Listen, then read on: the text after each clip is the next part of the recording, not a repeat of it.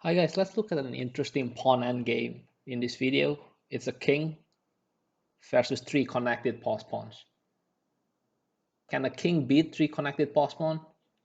Well, the answer is yes, but there is a strict precondition that must be met, which is that the opposite king must not have a spare move.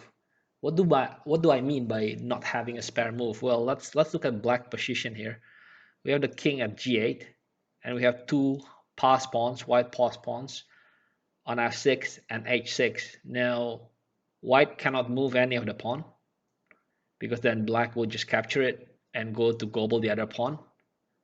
But black king also cannot move anywhere. If black king moves to h8, for example, then f7 and the pawn promotes. Black king cannot move to f8 because then the h pawn will promote. So the black king doesn't have a spare move. Black can only move the pawns. That's what I meant, but by black king must not have a spare move for a white king to be able to win this endgame. That makes it a fairer fight. If black king is involved, obviously white is totally lost. Even by only having two pawns, black would win. Okay, now that that precondition is met, let's analyze this position. We're going to play this both from white side and black side later, but let's play it from the white side first, and it's white's to move. White should be winning, but how do you win this basically? Well, there are a couple of ways you can go about this, right? First, you can sort of calculate all the moves in the end game. You got to be strict. You got to be precise. But a better way is to think of the end result that you want to achieve, and then move in such a way that you can achieve that end result. To illustrate what I meant, first we need to ask ourselves what kind of pawn structure that we should induce black to have so that we can gobble up all three pawns. And I will just tell you the answer first, and then we can deduce the move to come up with those pawn structures. The first pawn structure we want black to have as white is this pawn structure. And it's black turn to move, by the way. It's important that it's black turn to move. If it's white's turn to move, then we lose. We want this kind of pawn structure and it's black turn to move. Why? Because black is in zugzwang really. The king cannot move because of the reason we talked about earlier.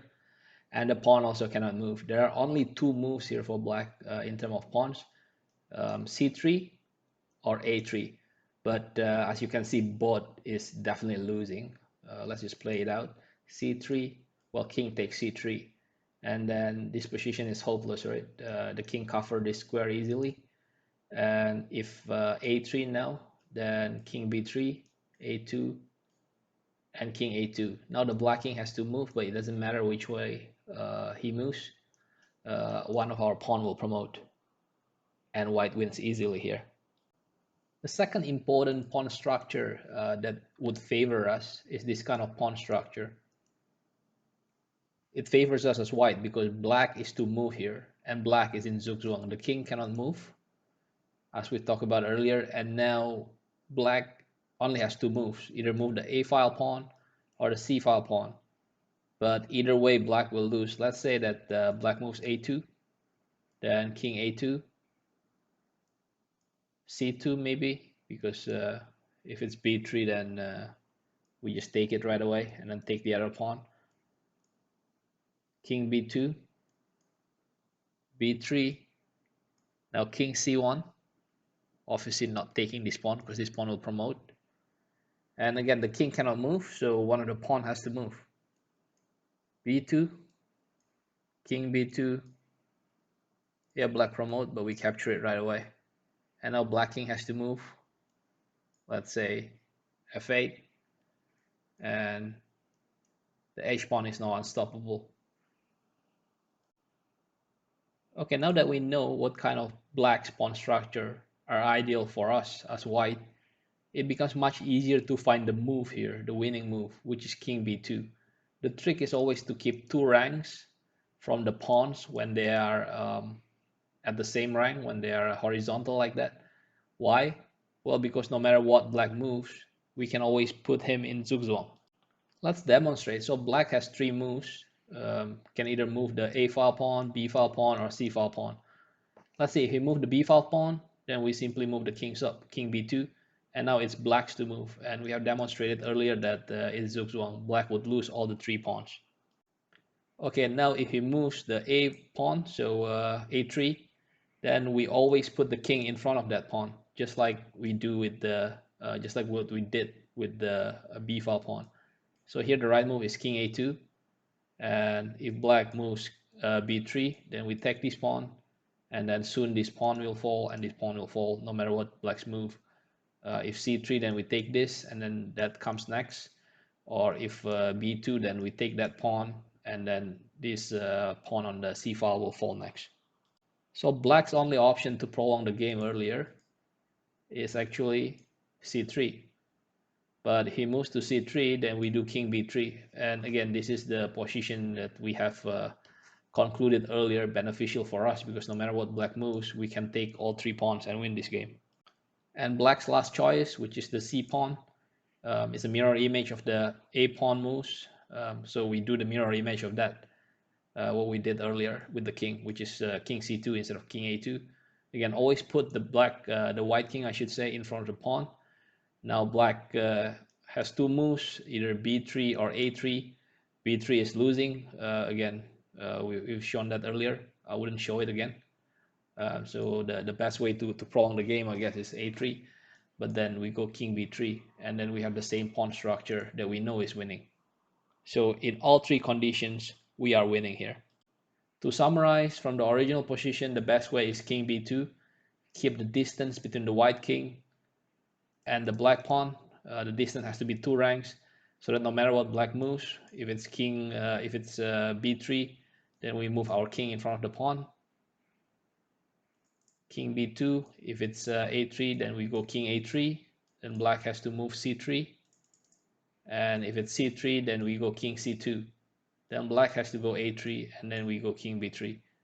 In all 3 cases, we win this endgame. I hope that's clear. Okay, now let's play it from the point of view of black.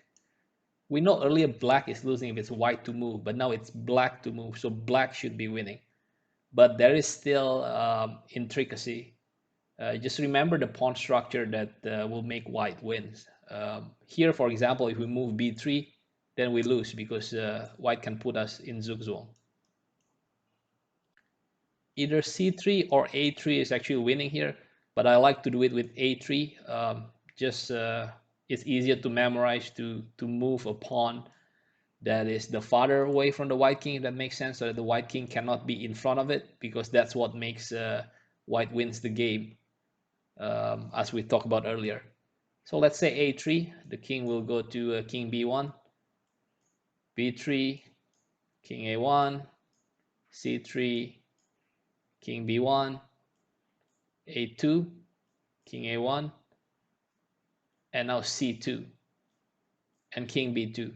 Notice that this is the same, almost the same pawn structure as we have earlier with white, and it's our turn to move. If all the pawn is 1 rank backward, then white will win. But the difference here is that if we promote one of the pawn, for example, A1 promote, then white has to take. Then C1, then we can promote, and it's a queen already. The difference is that before there's another rank, so white has 1 chance to take the pawn. Okay, now let's apply what we have learned to a more complicated position.